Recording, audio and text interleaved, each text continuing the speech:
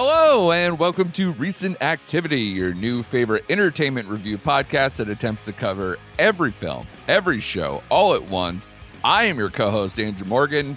With me, as always, he plays Dudley in a new wave, non-consensual death metal folk band. Shane Beauregard. How are you, sir? I'm doing well, buddy. Doing well. I stuttered there because I saw your face. I'm like, didn't we watch this movie? Yeah. Didn't we both watch this movie? We did. Okay, good to know. No other surprises here on this podcast, but good to see you. This is going to be straight up. It's old school, Shane. I like old school. We're just going, no theme, no one movie deep dive, no nothing. It's just what we're watching, baby. Just how I like it. We watched, we have a seven pack abs. Got to get that one extra ab. 7-pack here of just straight up movie reviews. A couple of things up top that are still in theaters, one being a new premiere, and then we will get into some streaming options, some streaming originals, and then some stuff that is just landed for streaming as, or PVOD in the more recent weeks. So we got a power-packed one. We got a lot of stuff to cover here. We are going to start with the one that premiered this weekend, as far as the movie theaters go. We have the new movie starring Zendaya, Robert Pattinson, Alana Haim, and Mamoudou Athie. It's called The Drama. This is directed by Christopher Borgli, who I'm going to talk probably at length, because Shane and I believe, both saw Dream Scenario. Yeah.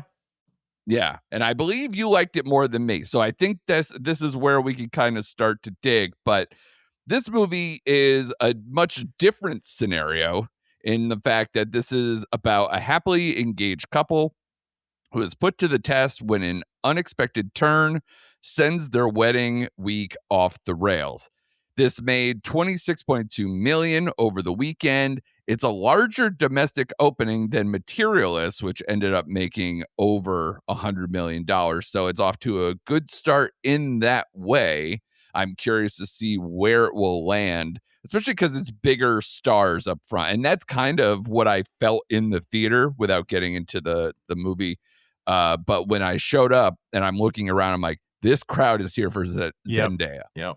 And she is a star. And I know after we went through all the Ryan Gosling stuff recently with Project Hail Mary of there's so few real genuine can open a movie stars. She's one of them. And I like the fact that she's got multiple movies, a bunch of blockbusters, but this one, a smaller movie like this, really puts the test to what she can do. And I think this is an encouraging sign for her and her stock, as it were. But let's get to the movie, man. I thought of you instantly when the credits are rolling and it says produced by Ari Aster. And I was like, oh shit, we are in trouble. This movie's going to be more fucked up than I thought. And then I was like, oh, right. And it's the guy who directed Dream Scenario, which is, again, a movie that I thought was, funny, well casted, but I don't know. I had it so hyped up that this guy was going to go in this Charlie Kaufman-esque direction and have, an equally talented script and all that. And I thought it was good, but not great. And I admired it more than I liked it. I haven't returned to it. And so knowing those pieces together, I was in here. I was like, I love this cast. The main four, I absolutely love them. Alana Haim apparently loves playing toxic and or aggressive characters. And this one might be her more pointed one in a while. Mamoudou Athie, I've loved that guy for years. He had a Netflix movie during the pandemic time. It was 2020 called Uncorked that I was like, this guy's going to be a guy for a long time. And now he's gotten kind of caught up in the Jurassic Park and some other franchisey stuff, but I'm like, this guy is really good. I'm glad to see him here. And then Robert Pattinson, Jesus Christ, dude, outside of the Batman thing, just even looking at him in this movie as a person who, has slowly lost his hair over the thing, the fact that he just has unkempt hair that he tries to make himself less attractive like throughout most of the movie when he's just one of the most gorgeous guys ever and can just, do whatever he wants. Fuck him. Yeah. Fuck him. Like, it's just too easy for him. It's so amazing. But I really like him. I like Zendaya a lot. So this one I thought was going to come together for me. I felt like I had a lot of similar feelings to Dream Scenario, just in a much more different movie, that I admired it. I think this is hypocritical of me to say, but I don't know if I'd be more compelled in the conversation or philosophical musing of what happens in this movie, or a documentary. Like if somebody was like, you got to watch this documentary where like this guy finds out this thing about his fiance and then it throws things to the wind and things go crazy. I don't know. I almost felt like, would that work on me more?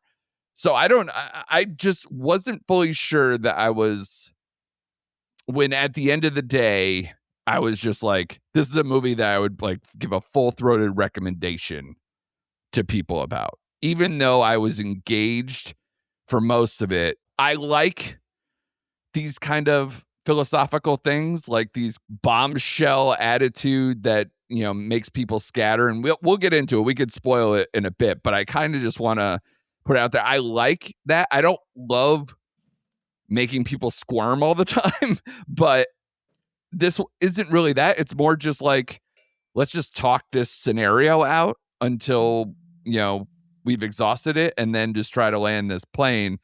And I thought, the ending was fine for what was going on. How did you feel about the drama? I love this movie. No way. Well, again, so here we go. Go ahead. I love this movie.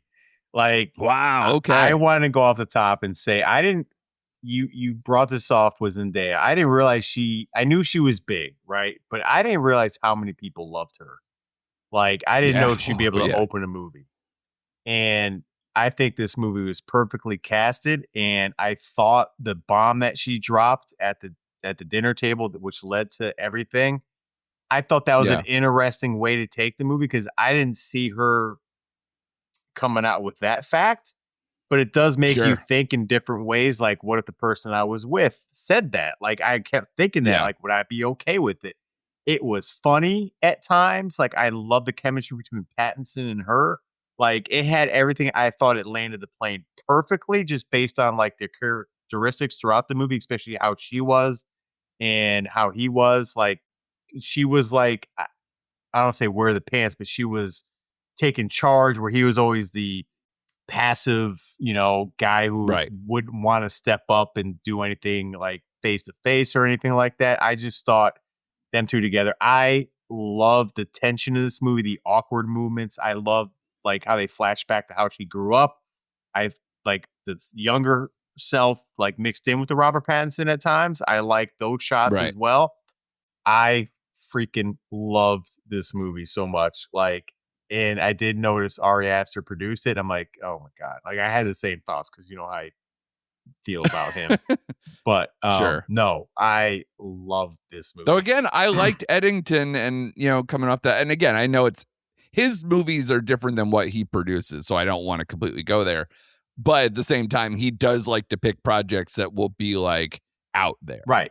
And this, as far as like what a sort of romantic drama that is a dark, like pitch black, dark comedy, if you want to pitch it that way, kind of a movie, that sounds exactly like something he'd be interested in. Yeah, because based on the trailer, I thought it was going to go like dark comedy as the way of like War of the Roses, possibly. You know what I mean? Like, I thought it was going to go down that road. Yeah, I thought that too. And it does not. And it makes you feel sympathetic. And again, it makes you laugh, especially Pattinson. Like, he had such great moments, like when he threw the coffee cup away. It was just like stuff, and he would just like tell these little lies to cover up for things. And like, oh God, so good. And I love the ending. I just was perfect. It was a perfect way to end the movie based on those two's journey throughout the week and the wedding. Oh my God. Yeah. So I'm over the moon for this movie. Yeah. I just, like I said, it's a big idea plot with really good casting that will keep your attention, but I just didn't think it lingered with me as much. Like, again, it's an admiration. I think people who really like this movie I had thoughts of like, this is like which they did make an American movie, so I don't even want to be that way, but it felt like a force majeure kind of a thing where it's some massive mistake, some massive misstep, and then the rest of the movie is trying to recuperate and examine the misstep and show it for something larger. I just didn't think it got too much bigger than the moment. Right. Like it didn't. I wasn't sitting here going. I did like some of it. I'm trying to loop my brain around, especially because now knowing you liked it so much, I'm kind of like, oh well. And again, I liked it. I don't want to say like I just thought like there are some people out here who just absolutely love it, and I think it may be your mileage being. Like, I didn't laugh a lot in here. So, like, people who call it more of a comedy, I just go, okay. But I also wonder if it's which the director loves to poke fun at, like, modern discussion and modern almost political bends and kind of almost American attitudes towards things. Because if I'm not mistaken, I believe he is not American. I want to say Swedish, Right. something. Because his first movie that caught my attention was Sick of Myself, and I want to say that is. I'd have to look it up. I don't want to, whatever. But like, it's something to that effect. However, like, he just likes to, like, with Dream Scenario. Remember, he was just kind of like taking apart like almost like social media stardom and people jumping to conclusions and ripping people apart that they don't know and going into like all these different corners of like how internet reactions and social media and AI and all these other bugaboos that are happening in the tech world that he kind of uses to make points about what happens to Nicolas Cage's character. This one, they get into how it is kind of like Robert Pattinson's kind of, says straight out like that this is an American problem. Yeah. Of that it talks about school shootings and guns and everything, like things that we think about or endure all the time. Whereas, him, if he didn't grow up in this country and he has the British accent in this movie full on, he's not doing an American thing. So it does feel maybe a little distant to him, or at least not as jarring as Alana Haim's reaction or even Mabudu Athey's reaction. So again, things that I'm like, yes, I could see things that like I like admire about it and like getting into, but I just don't know if it always had me or always kept me into it after the bombshell. I mean, I can see that. I obviously didn't have that problem. But I like that perspective, him being from an outsider being in America. Because like he brought up the point that this is an American problem. This happens here. And I like that. And it also like makes you dive into the person. Like, and he was like, she's changed. Like, obviously she's not the same person she was when she was 15. So do people really change? Are those thoughts always there? I just like the deep dive that made me go into in my brain where it's like, oh man, like that's a real thing. Like I just was so intrigued with that part of the movie. It's like, wow, okay. Like, cause in my head, I think I would have went along with the marriage. I think I would have married her still, to be honest with you. Like, I think so too. And I think that's maybe why I also didn't latch on to maybe some things. Cause I was like, oh, well, yeah, that was a long time ago. She didn't go through with it. She changed herself, not 10 years later, but almost instantly. right. And even with like the hypocrisy that they bring up and everything's, again, a lot of like good dialogue, a good discussion. Mhm. So that's why I said I still like this movie. I just think there are people like yourself who like love it that make me just go, yeah, but that's not how I felt when I walked out of that theater. And I'll be very honest, dude. I walked out of that theater and a lot of people were just, I've heard the murmurs around me of like, well, that was a movie, like kind of like people really set back about it. And so it's going to be a divisive movie. And I feel weird for kind of being in the Yeah, that was good. Yeah, no, Kind of thing, because I felt the anger, or not like, or just the like the whatever that was when people left the theater. I heard that like out loud, but then I also hear from like critics and yourself where it's like, oh no, this movie is impressive. This is good. yeah. No, So I heard the same murmurs too, especially the way it ended, because I guess that ending didn't land with a lot of people, but it just, for me, it made sense.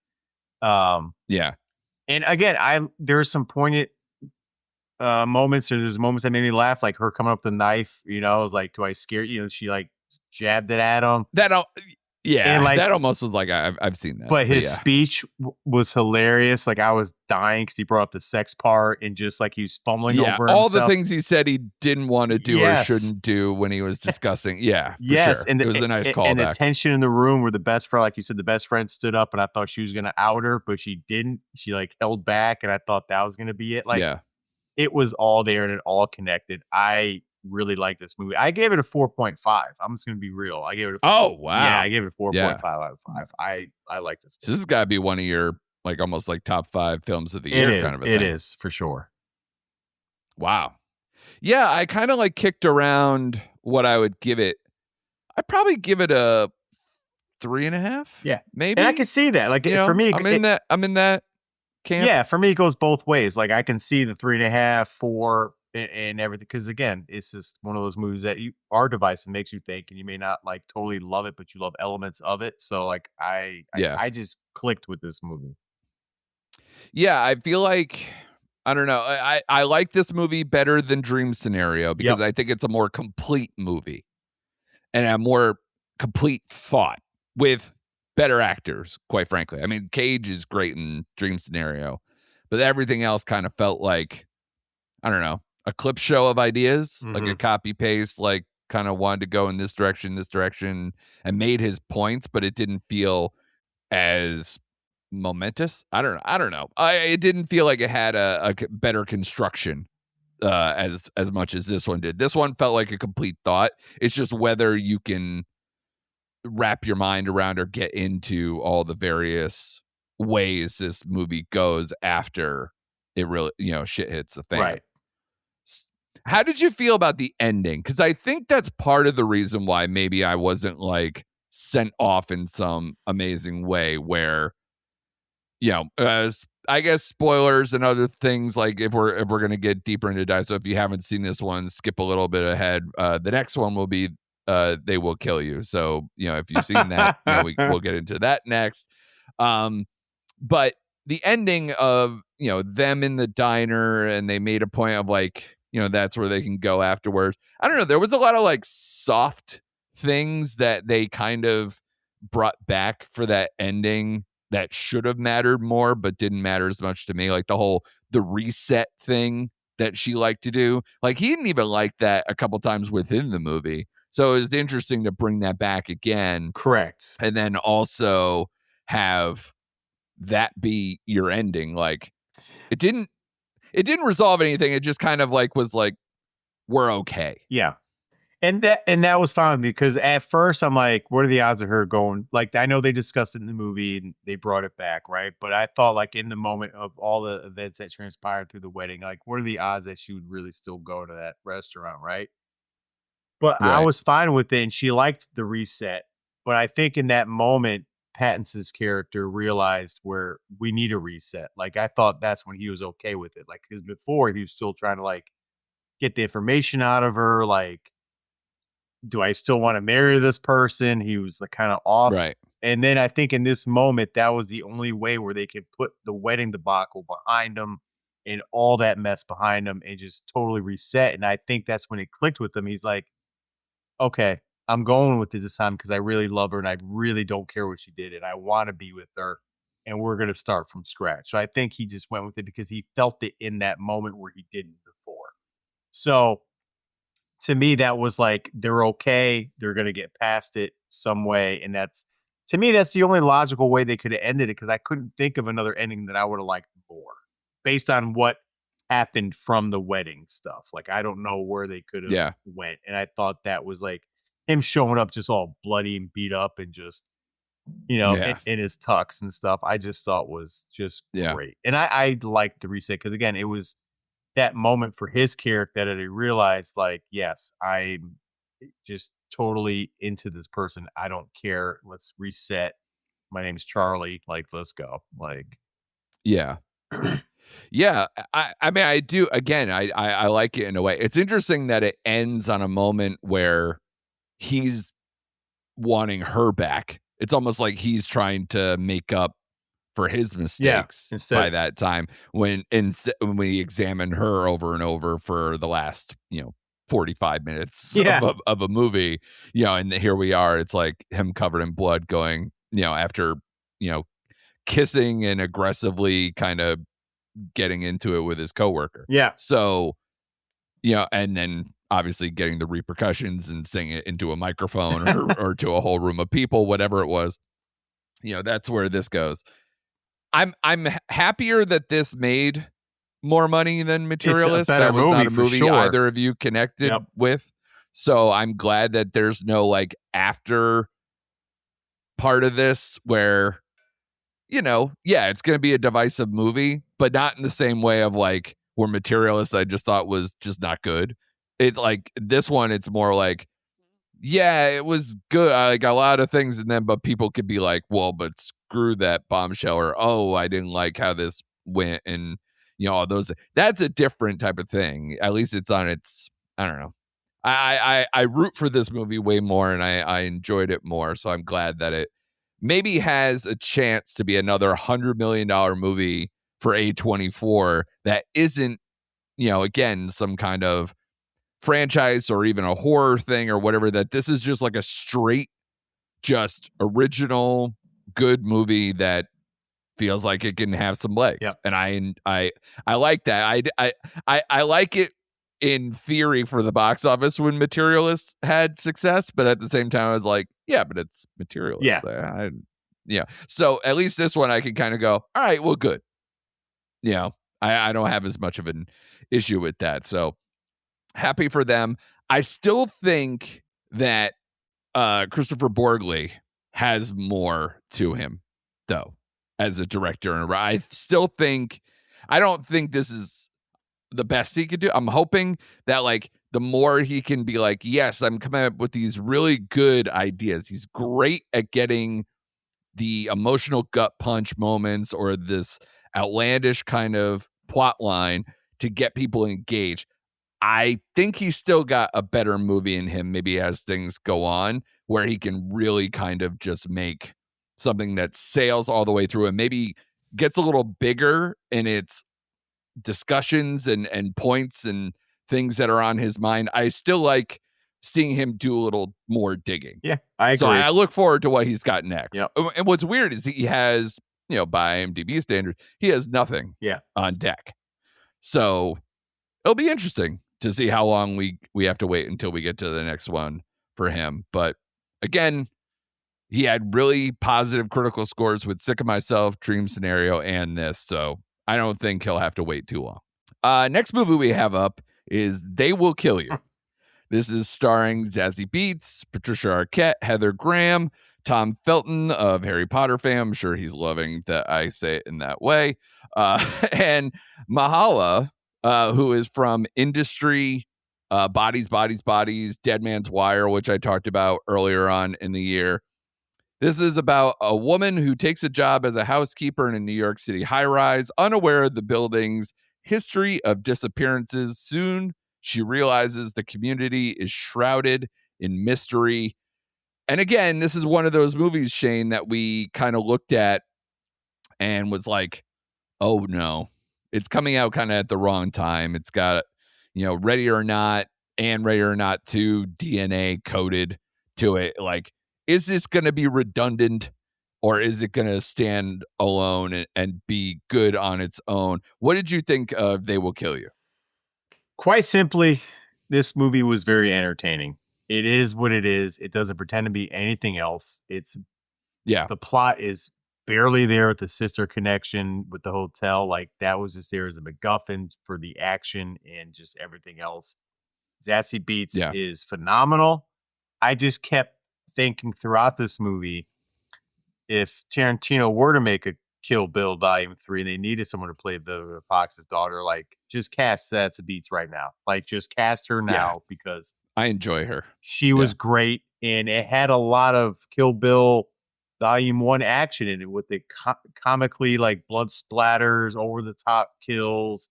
This movie takes off, like, within the first 15 minutes. Once you get, like, the events at the beginning of the movie with the sister and her and the abusive dad, once that, like, clears up, like, it's, like, you're running, like, from minute 15 to the end of the movie. I was in for the ride. I really enjoyed this movie. Very entertaining. A definition of a popcorn movie.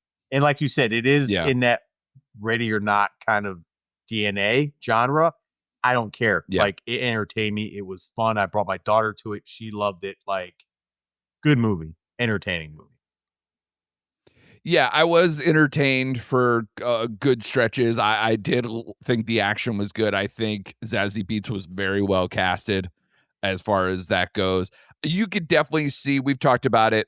You mentioned it, the Tarantino influences, but also, kind of, you could see a little bit of like the almost Evil Dead or like indie kind of stuff. And definitely, it kind of goes hand in hand with Tarantino, but like exploitation kind of 70s and 80s movies with those as well. So you can see a lot of that. I thought the soundtrack was pretty banging, especially with those action sequences. Especially there's like a Doechii song in there that I was like, fuck yeah. All right, cool. This is great.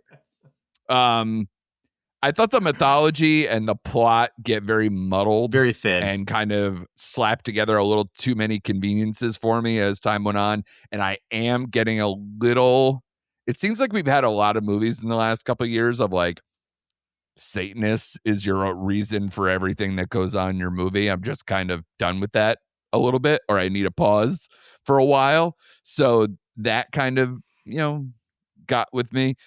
There's a lot of head choppings off, and the rolling eyeball thing, I'm sure you absolutely loved as a person. We talked about with Alien Earth and the eyeball spider or whatever that was and everything else, bringing stuff like that back. The devil pig sword fight, and there's like the my favorite, I think, was the fire axe slow-mo through the air where she's like chopping the head in half after jumping through a table. Yep. I believe possibly that's also on fire. Yep. That was pretty cool. So there are a bunch of moments where you can see the seeds of like something pretty cool. If they did a sequel to this, I wouldn't care. I wouldn't care. I don't think I'd go for it. And I hope that there's a little more style in the action. I thought it was a lot of broad shooting with a lot of these, but there is a lot of fun and a lot of stuff that looks mostly practical effects, and with a lot of like the head gunnings and explosions and other things that happen. I enjoyed that probably the most, or I was impressed by that the most. But yeah, can we please just enough with the Satanists made us do this. Like I said, the plot is so razor thin. You know what I mean? Like, it's just totally. Yeah. So, but again, we both had fun. I had fun. I didn't care about the plot at that point. I think it's probably a weak 3. I give it a strong 3. Okay. Yep. Yeah. And I could see that because, you tend to like a little more of like, if the action's good enough, just let it fucking ride kind of an attitude. So it's perfect. Again, same score, but I love the delineation that we do on that one. Next one, we'll start going towards the streaming options now. Let's get out of the theater and let's dip into Hulu for some back-to-back picks. Let's start with Mike and Nick and Alice. This stars James Marsden, Vince Vaughn, Isaac Gonzalez, Keith David, Jimmy Tetros, Stephen Root, and Ben Schwartz. This is about two friends who navigate the dangerous world of organized crime, testing their loyalty and survival skills as they get deeper into the criminal underworld. That kind of doesn't include, oh, by the way, this is about time travel. So it's an interesting scenario here. From the moment it started, where Ben Schwartz, I believe, is singing the Billy Joel song from Oliver and Company. Yes. I was like, we're just in fun zone. So I don't care where it goes from here, but like this is another movie again, actually outdoes, I think, They Will Kill You with the soundtrack. The selection, like the fact that we get a Dave Matthews Band song playing at the strip club scene. Steve Winwood's Valerie is like a big part of this movie, as well as an Oasis sing-along on a ride to the hospital. So there are so many great needle drops. I thought there's a lot of funny lines. I just thought this, again, like, to your point, I love these people. I like watching this stuff. I thought it was entertaining. It's not spectacular, but I had a good amount of fun, and I would, I think you mentioned, like, you were like, oh, I would probably watch Boss Level again more than this, because like kind of going in that, it's not time travel, but it's kind of like, kind of repeating stuff and going through various scenarios again. I think I might agree with you, but I think I don't know. I had more scenes where I was just like, I just really like this cast so much. And that's no slight to your Frank Grillo, so don't come at me. But I think, especially like the scene with the the cannibal assassin, gambit that they pull between the Stephen Root part of it and then where it goes afterwards. I thought that was a lot of fun, and you get a massive shootout at the end too, and everything else. So I think a lot of things work here. It's not always consistent, but I did have a lot of fun. Oh, this movie is so much fun. Like, it is so much fun. Yeah. And I've tried to like talk to people about this movie, like, oh, Vince Vaughn. I'm like, what do they hang out with Vince Vaughn? Vince Vaughn's great. Like, you get like classic Vince Vaughn banter. Like, he is who he is in every movie. I don't care, people. He is funny. His quips, his one-liners, his dry sense of humor works. I think James Marsden is like the perfect, like, opposite of him in this movie. He's everywhere now, between Paradise and now Your Friends and Neighbors and this movie. Love the guy. Yeah. We've talked about him extensively on here. Again, enough action, soundtrack banging, like funny. And I only brought up Bus Level in the fact that for like Hulu, I use quotes, people, like Hulu movies, like, keep giving us these movies. Like, I know, because Boss Level was fun.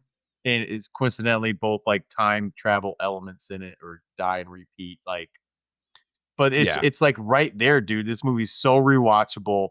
In fact, I'm going to watch it again at some point soon. It's just a fun spin. I never felt like bored or like this movie's taking too long. Like, no, yeah, David Keith was great, and his relationship with his quote unquote son, like how dumb he is in the movie, just made me laugh. Like, it's just hysterical, dude. Like, I'm covered in rats. Right. Yeah. Right. Yeah. When his friend told him the story about the penis not being able to get up in prison once you're in prison or something like that, and he had that problem throughout the movie. Just hysterical. Oh, yeah. Man. I love. Yeah. This movie was. What they call him, dumbass Dave, or whatever his name was, like where it was something like that, where I was just like, yeah, this is so perfect. Yeah. Just a great. It was all cartoon characters. Yeah, it was so good. I really like this movie. I ended up giving it like a 3.5. I think I'm right there too. Yeah. I like, it's like either a strong 3 or like a slightly weaker 3.5. It's in that zone. It made me feel like probably a deeper cast version of how I felt about Jack Quaid movie from last year, Novocaine, right? Yeah, that was new. So it felt like a better, more consistent version of that, and I think I gave that a 3 because I thought the script didn't quite get there, even though I had a really good time. I think this is, the streaming sci-fi tinged version of that. And I will echo your Vince Vaughn thing. I actually was, when I was watching, I was like, who else but Vince Vaughn is playing this role? Right. Like, because he's done the gangster thing in the past, but he also has a level of charm and wit and comedy timing that he could do both. I'm like, there's not many people who I would want to sign up for that role. And to echo your point about James Marsden and even Isaac Gonzalez, I think is a perfect kind of one that works for both of those guys and really kind of fits in that world too. I thought she was really good. But yeah, I think the casting is probably the strongest thing about this movie. Because like I said, I mentioned 1, 2, 3, 4, 5, 6, 7 people in here that are recognizable and good in the movie. That's crazy. Yeah. That's great. Yeah. So for a movie named Nick, Mike, I and enjoy whatever, like you wouldn't expect that in Yeah. April. Like, okay. Yeah. It's, yeah, exactly. or March, whenever. And yeah. honestly, dude, I would get the Baron Eats People, He's Not Alf on a t-shirt. Right. He's an assassin and he's a cannibal, and he takes both of them very seriously. Like every kind of like line with it was like hilarious. I was even laughing at he takes his victims alive. Oh, is that good for me? Yeah. And even the cat's name. What was the cat's name? I was laughing at that. Kingpin. Yeah. I was like, yeah. Makes sense. Love it. And he was like, I'm a good cat. He's like, I wouldn't be a good daddy. I'm a good cat daddy or whatever. Yeah. So great. Yeah, I loved all of that. The cat daddy inside me. I was just like, this is great. And the fact that they like got him in safety and all those. I was like, yeah, good for Kingpin. Yeah. So I'm glad we're on the same page there. Next Hulu movie just came out over the weekend. Pizza movie. Oh boy. This is starring Gaten Matarazzo, who is Dustin in Stranger Things, Sean Giambrone from The Goldbergs, Lulu Wilson from The Haunting of Hill House and some other projects, and Peyton Elizabeth Lee, who I saw in Prom Pact because I'm a girl dad, and I will proudly say that movie's pretty good. Shout out to Disney. This is basically a drug comedy. It's high college students face an unexpectedly epic journey when they must navigate 2 flights of stairs to retrieve their pizza delivery, turning a simple task into a surreal adventure. Shane, this is yet another movie with exploding heads. I watched They Will Kill You and this like back to back, like night before and morning after. And I was just like, good God, all the exploding heads I've seen in the last little bit. Although I do enjoy the exploding head bit in this movie probably more. Although the Heather Graham thing with the eye, I did enjoy. But this one where it turned into the swearing causing head explosion thing, I did enjoy quite a bit. I enjoyed this movie. I think like there's the backbone of the RA gambit and like the actual things that try to drive it to be more than like a relationship friendship comedy, drug comedy doesn't really work for me. Like the RA phone thing and the dorm that like treats them like a prisoner or whatever. It's like, okay, that stuff like whatever. That's just fluff. I didn't care about that at all. But everything else I kind of liked. The friendship redemption thing, the meta jokes with the writer directors where like the grandpa plays a 19-year-old college student, I thought was really funny. I thought a lot of the drug bits worked. And even the takeaways of the death metal folk band Flesh Grenade, like that whole thing. And I don't know, there was a lot of things. The Snackatron thing made me laugh because I think, I don't know, it just tickled me. So there was enough. And the butterfly is voiced by Daniel Radcliffe. Yeah. I don't know if you noticed that. So there are enough dumb things in here where I can't fully endorse this movie. But if you're in the right mood, I think a person who, I think it's better than like just calling it like a stoner or like a drug movie. I think it's a better comedy than just saying that. But it doesn't rise to some like amazing level. But I enjoyed it for the most part. Okay. That's fine. This movie was cute. This is not for everybody. No, this movie was cute at times. It was, and I like the cast. I like the kid from the Goldbergs. I thought, it's good to see him in something different, right? Something other than the Goldbergs. And I just kept thinking, my kids. If I was my kids' age, I would have loved this movie. Like if I was 15 years old, I would have just been having a great time with this movie. But yeah, it's dumb. It is. And again, I liked a lot of aspects of this movie. I couldn't get around the whole RA plot part of this movie. It's terrible. It's dumb. It was terrible. I felt like it didn't need to be in the movie for it to work. I think they could have just left that part out or at least dialed it down some. Because I was rocking that I could buy. Because I was rocking with them trying to get the pizza from the first floor. I'm like, okay, this works. Like you said, the butterfly scene, just there's a lot of good stuff in here, like them using the curse words and like even words they didn't think were curse words made me laugh. Yeah. Like the whole one thing made me laugh. Like there are some good fun moments in this movie, but the RA stuff, because it feels like a video game. Yeah. For every new phase they got to do, it feels like a new level thing. I enjoyed it. It's just the RA stuff just took me way out of it, and so some of the characters I just couldn't get past, like the whole them getting farted on by that same people, and that was not great either. Yeah, no. It's like, okay, really? But at the end of the day, I had a good time. Again, I just felt like if I was younger, I had a lot of flashbacks of Dude, Where's My Car for some reason, which I hate that movie, so I will hate that movie. But this is what I'm saying. I think it's a cut above it is. A lot of these like, oh, you'll love it if you're a stoner. I'm like, I don't do much in the way of even weed, let alone like whatever the hell they're trying to get with in psychedelia and all that stuff. So no, but like I enjoyed it, and I'm not 13 and don't do drugs on the regular. So but it did give me flashbacks to that movie, which I fucking hated. It's one of the worst movies I've ever seen in my life. That being said, I enjoy this a hell of a lot more. Like you said, it's a cut above one of those movies. So yeah, at the end of even like Half Baked or something like that, or like stoner comedies like that, I'm like, is this that much worse?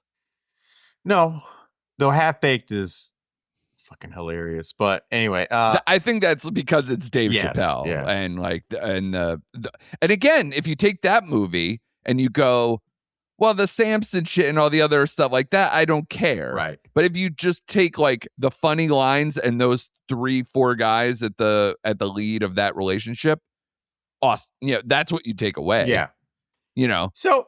And then like there's dumb things like, oh, I'm dating Mary Jane. That's so stupid. Or like Dave Chappelle working in a drug lab. Who cares? Yeah. Like there's so many things in that where you're just like, that's not what I'm watching this movie for. So at the end of the day, I still gave this movie a 3 because it had. Yeah, I think I'm right there. It had heart. I like the cast. At times a little too dumb. I didn't care about some of the stuff, but like at the end of the day, it's a fun movie and it has a good heart and I like the cast. So I ended up giving it a 3. It was enjoyable. Yeah, absolutely. Next one up, you got the next two, buddy. We're going into Prime Video mode where you took some risks, especially at your last minute where I was like, man, you're just padding stats right now. You know this is not going to work.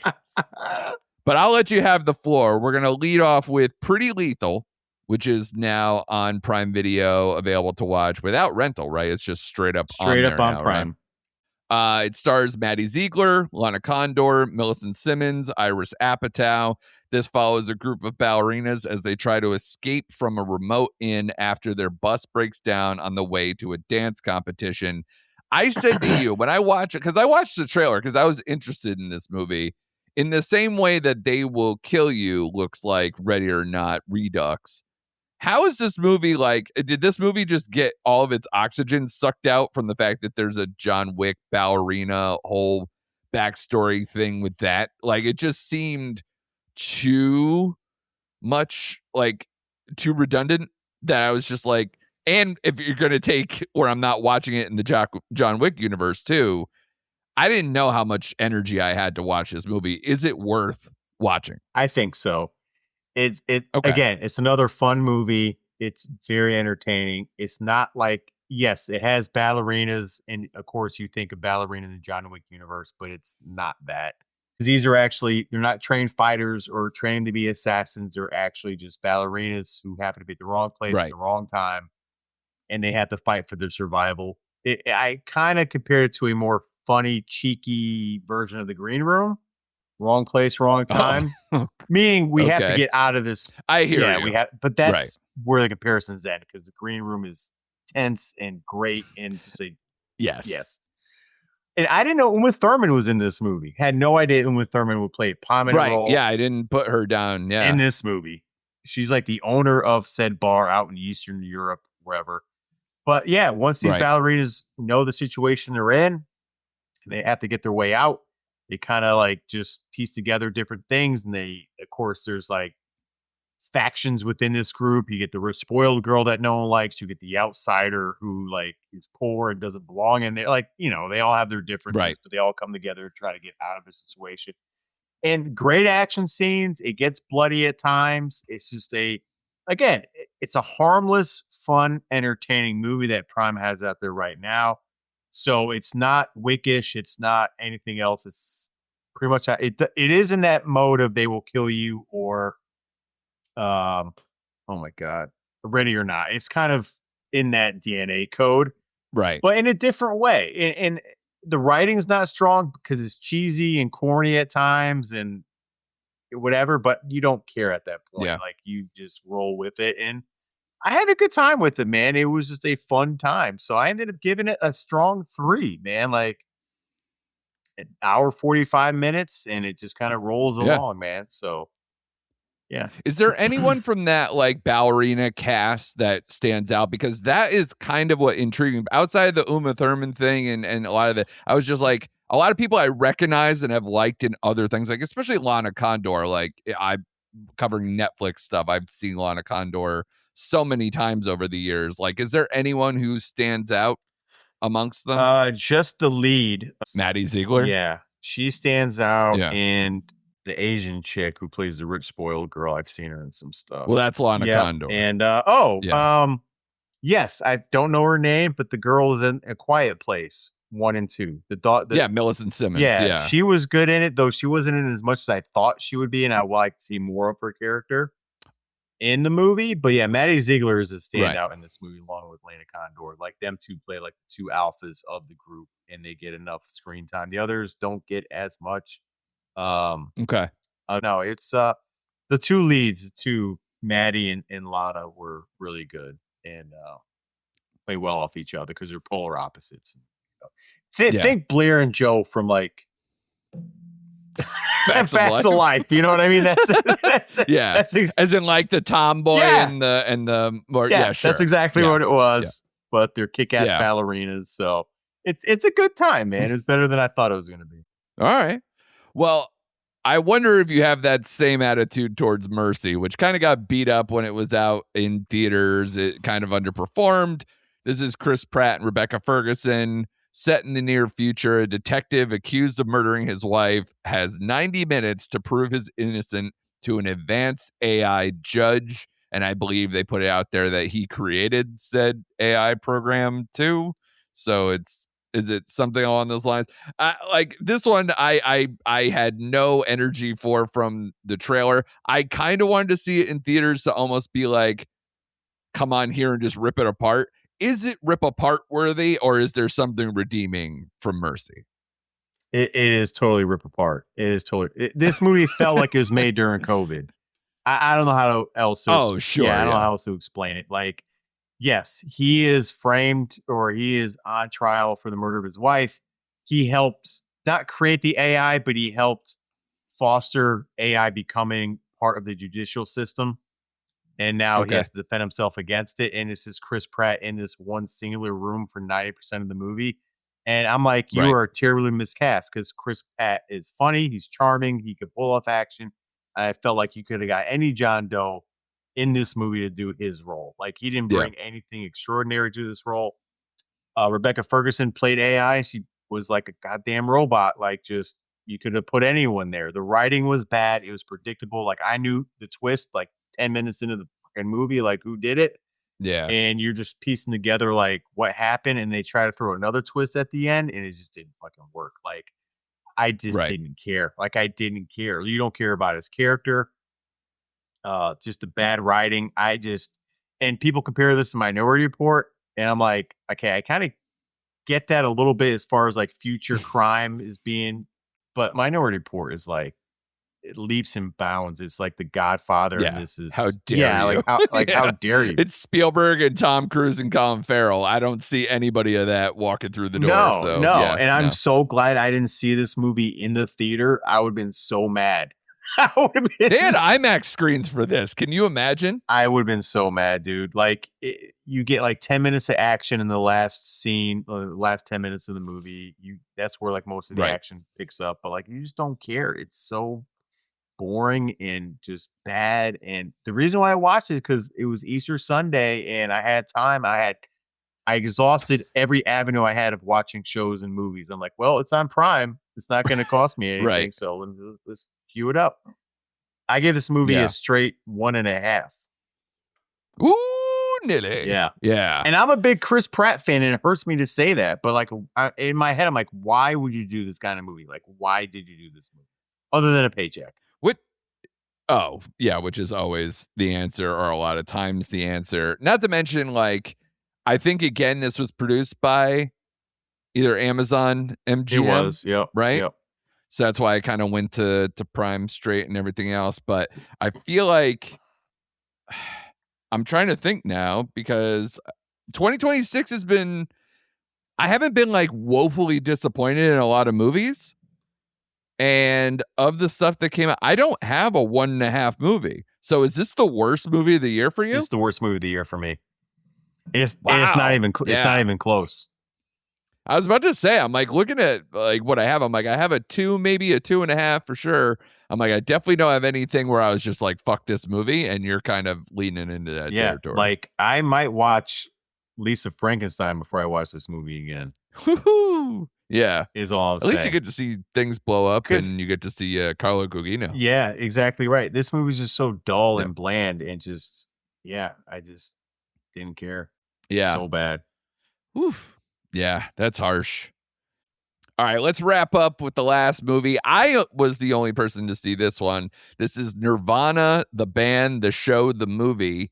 This is directed by and starring Matt Johnson, also alongside him, Jay McCarroll. Matt Johnson, I believe we both saw and enjoyed thoroughly Blackberry. Yes. Correct? Yep. So this is his follow-up as far as like a directing level. This is also based on Nirvana, the band, the show, which was a series that had a couple seasons, as well as like web series stuff as well. This is about when their plan to book a show at the Rivoli goes horribly wrong. Matt and Jay accidentally travel back to the year 2008. This movie, I wanted to watch this movie because not only did I really enjoy Blackberry, but I also, have you seen the scores for this movie? Have we discussed this? Where I believe its Letterboxd score is either 4.3 or 4.4. Oh, okay. It's like one of the highest scores I've ever seen. So I was like, wow. And I know, again, a lot of like harsh, like critics who are generally hard on things, giving it at least a 4, if not a 4.5, where they'll be like, this movie's amazing, and then give it a 3. Right.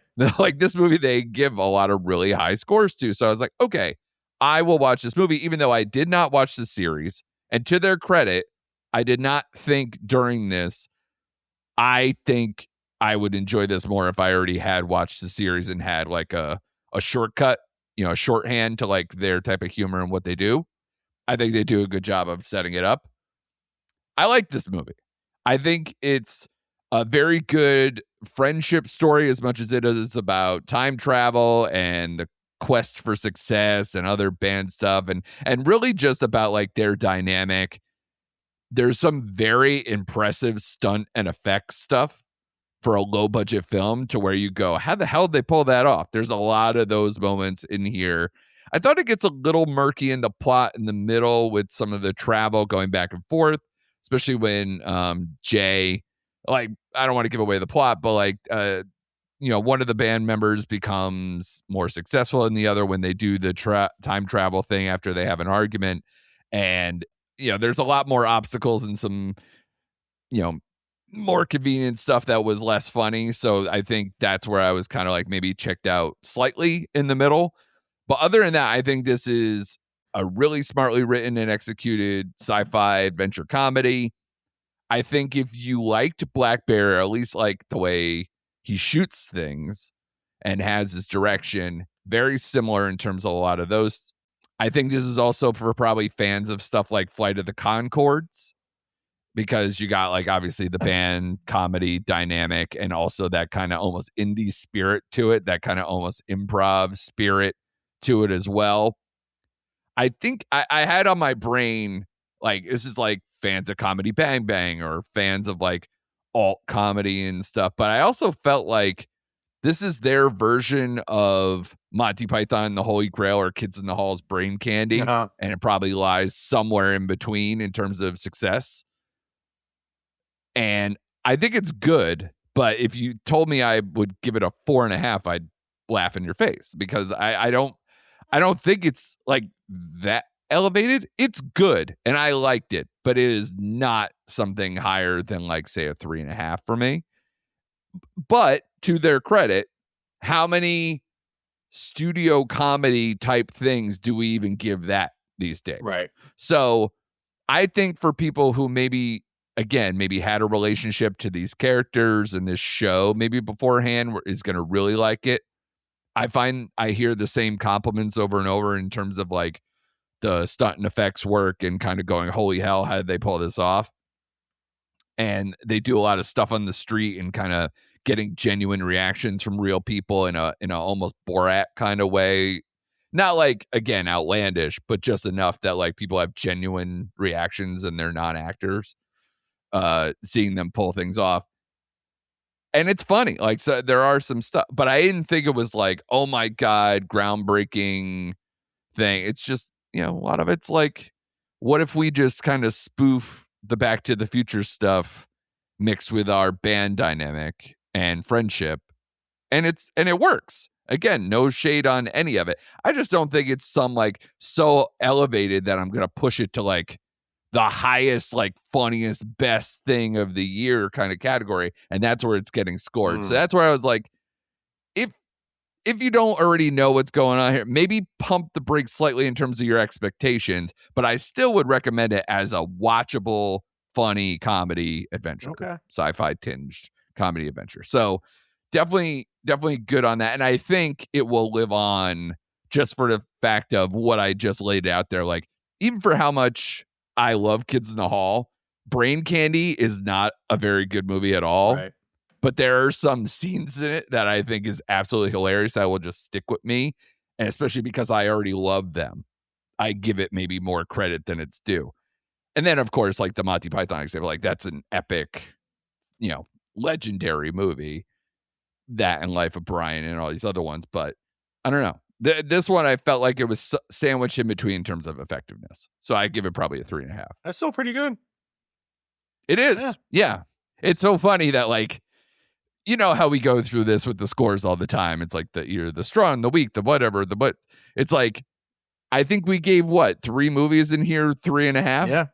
That's a good day, especially like our good week where we're just like banging out these movies and really kind of taking some risks and, checking out some plots that may even seem redundant or have like good cast, but we don't know about the plot. And I think that's a pretty successful week. So I think, again, 2026 has like a couple of bangers, but everything, like we said, before you watch Mercy, there wasn't a whole lot at the bottom either. I was going to say, and I apologize, folks, for bringing this episode down.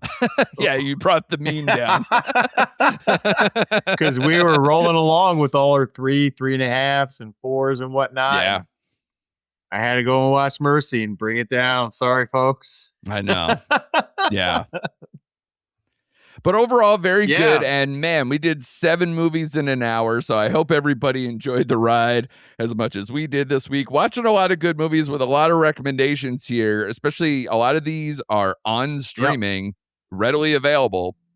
So you can check those out right now on a lot of the services that are out there. I believe Nirvana, the band, the show is just a rental. The other ones I think are all available on streaming services if you subscribe to them. So outside of Nirvana, the band, the show, the movie, you can check out all those if you have Amazon, Hulu, and I think those are the only ones that were included, right? And then the other films that are in theaters now, so be sure to check them out if you want to check them out in theaters right at this moment. Be sure to come back next week. We'll have more going on, although again, we will mend. I'm wondering, Shane, do you have a You, Me, and Tuscany or whatever the hell that movie is? Is that, do you have a solo mission planned for that one? Because I don't know if it's going to make the cut on the show. How dare you, sir? I don't know if I'm ready for that solo mission or not. I'll probably pass on that this week. Okay. Yeah, sorry, folks, Good but to I know. cannot get ready for that mission at all. I'm just gonna And pass that. instead, I can possibly see you doing the Shark Attack movie absolutely. This week for Netflix. That feels exactly like a Shane solo mission. But if you want to know my thoughts, I will have that as my weekly What's on Netflix review as well. So if you want to check that out, that will be coming out on Friday when the movie comes out. Next week we're batting around some ideas because it is a slow week, folks. Lineup. Yeah, out there. So we're gonna try to maybe catch up with some TV stuff. We got some season finales, some seasons that just started for shows we like. So maybe we'll dip back into more TV. But we hope you join us. Be sure to subscribe, follow us on social media at Recent Act Pod, and be sure to come back next week for more recent activity.